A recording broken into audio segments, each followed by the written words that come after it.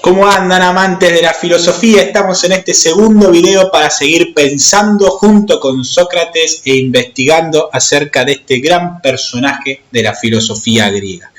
Vayamos directamente entonces a preguntarnos algunas cuestiones básicas en torno a este autor. La gran pregunta que tenemos que responder es: si Sócrates no nos dejó nada escrito, ¿cómo es entonces que podemos conocer con él ciertos datos? ¿Con qué datos, con qué fuentes bibliográficas qué fuentes tenemos que trabajar para estar seguros acerca de la filosofía de Sócrates? ¿Será un invento de Platón? ¿Será un invento de algunos personajes de la época? ¿Serán muchos personajes que escribieron bajo el nombre de Sócrates como la única figura que había ganado reputación? Bueno, son todas preguntas que tendremos que acercarnos a una respuesta. Vayamos entonces nuevamente a nuestros apuntes de clase que han sido sacados siguiendo el libro de nuestro querido amigo Abaniano. Tenemos entonces algunas cuestiones básicas por donde avanzar. El problema de las fuentes de Sócrates. La primera fuente de Sócrates que uno podría encontrar es la fuente de Jenofonte. Jenofonte fue un discípulo también de Sócrates. Las críticas de los grandes filósofos, no fue un gran alumno de su maestro, pero sí estableció algunos escritos que en algún punto tampoco nos permiten entender por qué Sócrates trascendió tanto en la historia, pero sí nos van a ayudar, junto con los escritos aristotélicos del gran Aristóteles, alumno de Platón, Platón alumno de Sócrates, de alguna manera es tataraalumno Aristóteles de Sócrates.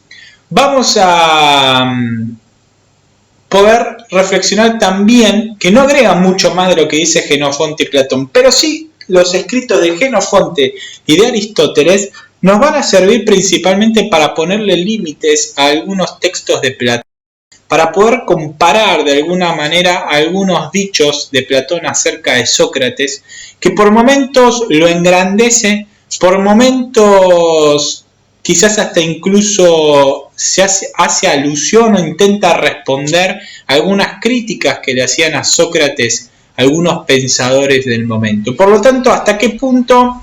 La pregunta es: ¿Sócrates no termina siendo Platón? Si vamos a estudiar los escritos platónicos para poder conocer a Sócrates, ¿cómo sabemos que en realidad Sócrates es Sócrates y Sócrates no es Platón, quien utiliza el nombre de Sócrates para poder desarrollar su filosofía? ¿El Sócrates de los primeros escritos de Platón es el mismo Sócrates y piensa igual que el Sócrates de los últimos escritos de Platón? Bueno, es algo que el mundo de la filosofía ha intentado dilucidar a lo largo del tiempo. Hay ciertas connotaciones, hay ciertas ideas básicas que uno puede comprender, pero en general también se han desarrollado dos grandes corrientes, una que va a decir que corrientes extremas, una que Platón siempre escribió acerca de Sócrates respetando el pensamiento de su maestro, y otro van a decir directamente que Sócrates en el fondo siempre fue, es y será un invento de Platón. Buscando una alternativa media, creyendo con algunos datos que se han encontrado que Sócrates realmente fue un filósofo que vivió en Atenas por aquellos años que nosotros dijimos, entonces podemos tomar la vía media y decir que en el fondo lo más cercano a Sócrates es el personaje Sócrates que aparece en los relatos más antiguos, por lo tanto los primeros de Platón. Entonces, habiendo aclarado este problema de si Platón habla por Sócrates o cuando se refiere a Sócrates habla Sócrates, y si sucede esto último, hasta qué escrito o en qué ocasiones habla Platón de Sócrates como Sócrates se lo utiliza como figura de renombre o personaje principal de sus obras, habiendo tomado esta vía media, los escritos de Jenofonte y de Aristóteles nos van a permitir de alguna manera ponerle también límites hermenéuticos y ciertas críticas a cómo aparece Sócrates en algunos escritos de Platón. Porque no es un problema menor. De hecho, al no tener una obra escrita, vuelvo a insistir, de Sócrates, ni que la tradición cercana a Sócrates como Platón, Jenofonte, Aristóteles y otros sofistas y otros posteriores, contemporáneos a Platón y a Aristóteles, no hayan referido que Sócrates dejó algo escrito, evidentemente es porque Sócrates no lo quiso hacer. Y por lo tanto eso nos pone en un problema grande, dada la distancia cronológica que tenemos con ese tiempo particular. Pero no por esta situación podemos dejar de hablar de Sócrates, porque la tradición también ha marcado que en él ha empezado un antes y un después en la filosofía. De hecho, los filósofos modernos como Nietzsche, Heidegger, con alguna distinción cronológica entre los dos, van a hacer referencia en que entre Sócrates y Platón se da un hueco en la filosofía para toda la historia. Heidegger va a poner más el acento contra Platón y Nietzsche va a poner más el acento contra el propio Sócrates. Entonces va a decir que hay una etapa presocrática y una etapa posocrática en la etapa de la filosofía, ¿no? Que la verdadera filosofía está antes de Sócrates, por eso vimos el texto de los presocráticos de Nietzsche. Y va a decir después Heidegger que con Platón se ha empezado una filosofía mixta, una filosofía que se ha olvidado del ser y se ha preguntado por lo ente. De alguna manera ha entificado, ha cosificado la pregunta por el ser. Entonces, vayamos, sí, una vez dicho esta pequeña introducción acerca de la filosofía y la posibilidad de hacer filosofía y de pensar la filosofía socrática, vayamos a las principales ideas que podemos rescatar de este personaje Sócrates. Las ideas principales.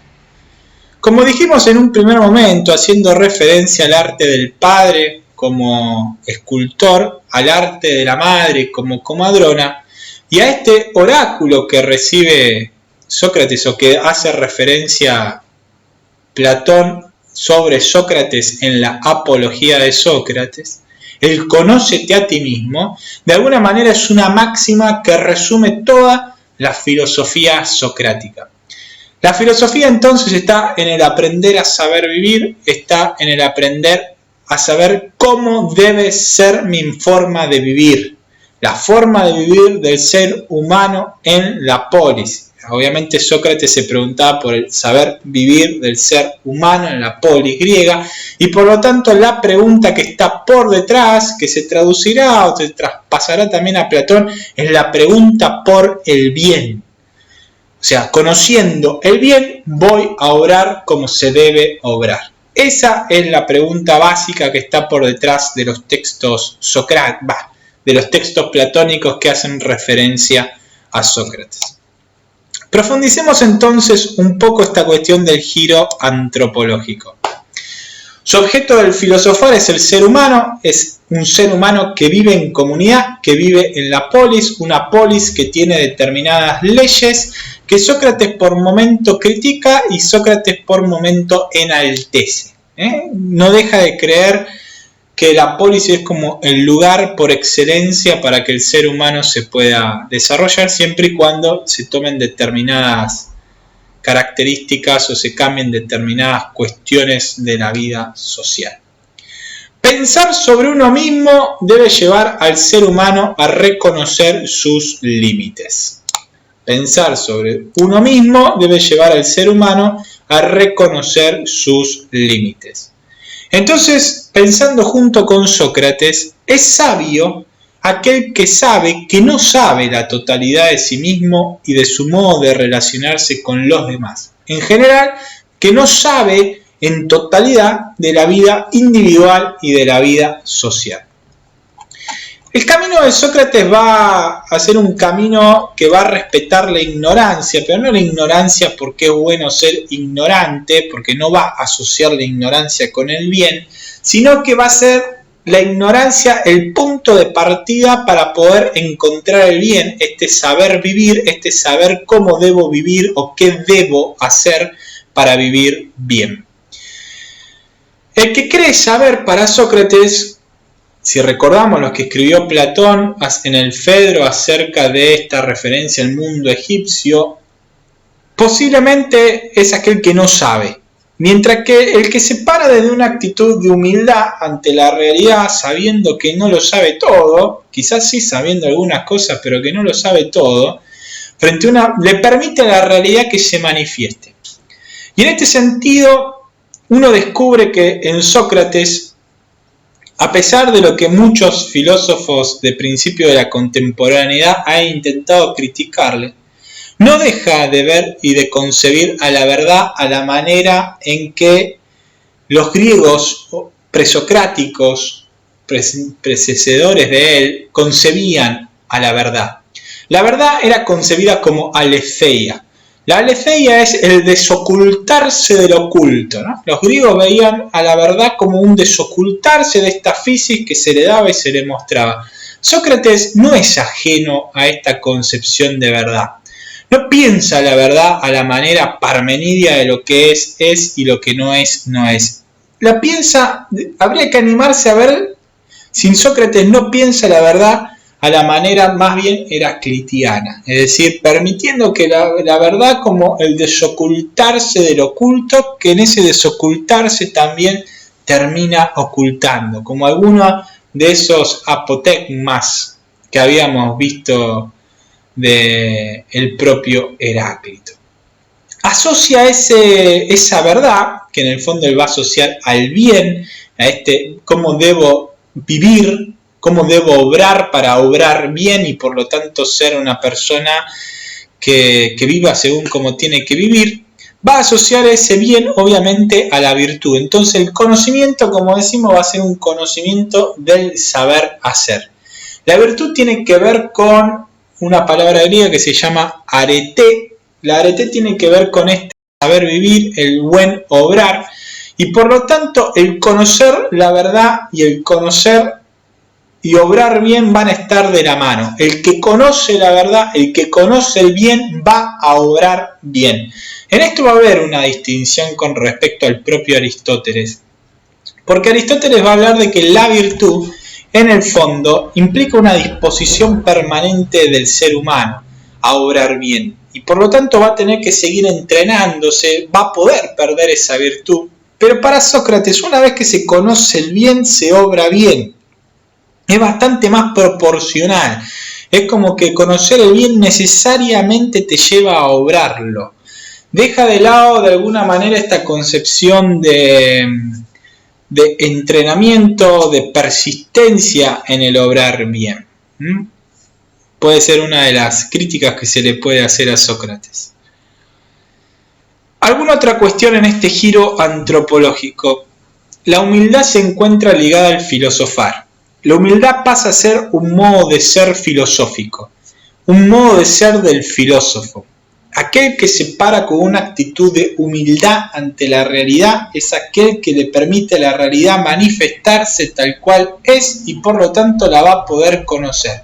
Totalmente lo opuesto a lo que nosotros consideramos como técnica moderna que emplazamos, que obligamos a salir, a sacar la energía de la realidad por medio quizás del avance tecnológico, de la física, de lo que fuera, y pretendemos que esté dispuesta a poder cumplir nuestros fines como un medio todo el tiempo. Los griegos percibían a la realidad como algo ante lo cual había que tener una actitud de humildad para que esta realidad se manifieste en su totalidad, en su mismidad, en su esencia.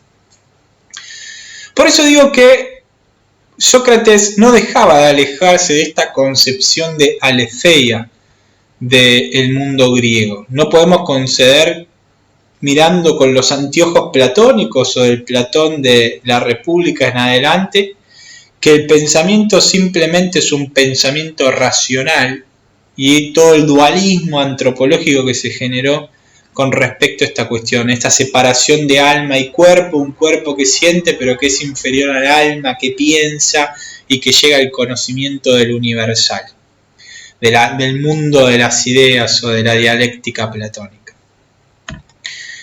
Este ser humano no se transforma el otro ser humano se nos transforma ante esta actitud de humildad en un misterio, en alguien ante el cual tiene la misma posibilidad que nosotros de manifestarse. Se nos manifiesta como una libertad, se nos manifiesta y esa libertad nos pone ante una responsabilidad. Nos hace ser responsables del otro, nos pone en una actitud de respeto hacia el otro. Es un modelo social distinto al que uno puede concebir a la luz del individualismo. Por eso es tan importante ver la filosofía en un curso, por ejemplo, de economía. Esto lo llevará a reconocer a Sócrates en este giro antropológico, lo llevará a reconocer su ignorancia. Y desde allí se podrá emprender el camino hacia la virtud, hacia la felicidad, lo que él llamará la eudaimonía. Esto llevará a reconocer a la filosofía como un conocimiento teórico práctico, vuelvo a insistir, donde lo teórico está supeditado, al menos en su finalidad, a la práctica de la virtud.